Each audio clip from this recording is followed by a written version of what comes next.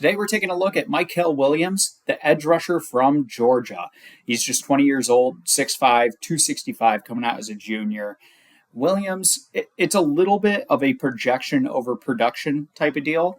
You can see here he had 5 sacks last year. I think there's probably some hope that he'll do more in the NFL, and he might be able to because he has phenomenal length. He's strong. He is long. You know, when it comes to athleticism, he's probably middle of the road, right? You hear some of these reports that he didn't run very well at his pro day. When you turn on the tape, it looks like he's a decent athlete. I think he has a high ceiling. Given his size, length, athleticism, a high ceiling. I think he's the best run defender in the class at the edge position, holds his own very well there, and just does the little things right. Now, there's not a ton of burst or speed. He's not going to be that bendy edge defender that just beats you around the edge.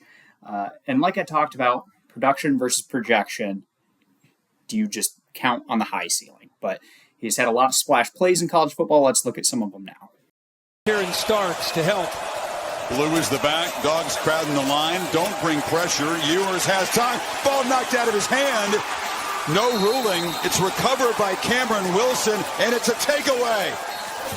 Mykel Williams knocked the ball out of Ewers' hands again. They get to the quarterback and his hands. Look at his face of determination. That ball is definitely out before his hand comes forward. Man, he is a difference maker when he is healthy. Sark talked about being patient with that run game. At this point, I think it's going to come down to Ewers' ability to make throws. Got to get protection, and he's going to be sacked. A slow developing play, and Mykel Williams closed him. On with Maffa, the running back, a fake to the motion man, and Georgia not fooled.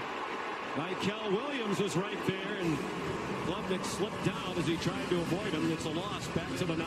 Obviously injured Marcus Tate going against one of the best defensive linemen in the country. Just can't. The shots the coaches here. The fake to Maffa, and then they throw it to him, and there's an example of a decision that I think the coaches for Clemson wish was. They send Hunter out. It's a design quarterback draw. Nowhere to go for Peyton Thorne. Dropped by Mykel Williams. Ewers pressured immediately and slung down by Mykel Williams, who... I like Mykel's game a lot. I think in the first round, you're looking for someone who has a high floor and high ceiling, and that's what Williams is.